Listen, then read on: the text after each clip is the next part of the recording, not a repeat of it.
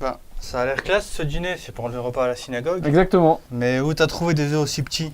C'est des œufs de caille. Ben, t'es sûr que c'est cachère? Bah les œufs c'est cachère, non? Bah, les œufs de poule, oui, mais les œufs de caille, je sais pas.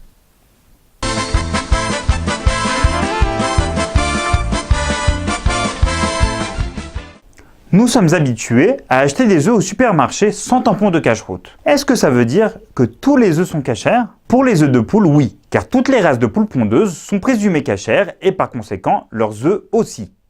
Cependant, nous trouvons sur le marché d'autres variétés d'œufs comme les œufs de caille. Par ailleurs, en séjournant à la campagne, on est susceptible d'acheter des œufs de volaille comme des œufs d'oie ou de canard, directement chez le fermier. Est-ce qu'on peut acheter tous ces œufs en toute sécurité? La halakha énonce un grand principe. Tout œuf qui provient d'un oiseau cachère est cachère, tout œuf qui provient d'un oiseau non cachère est non cachère.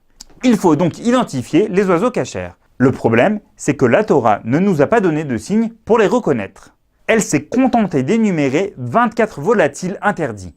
Tous les autres sont cachères. Seul problème, on n'est pas certain de l'identité des 24 oiseaux interdits. Par conséquent, nos maîtres ont exigé qu'on ne consomme que les oiseaux pour lesquels nous sommes certains qu'ils étaient consommés par nos ancêtres. Les poules, les oies, les canards, les pigeons ou les cailles par exemple. Mais attention, cela dépend des communautés. Par exemple, les séfarades ont l'habitude de consommer des œufs de caille, ce qui n'est pas le cas de certains ashkénazes. Dans ce domaine, chacun doit respecter son minhag, sa tradition.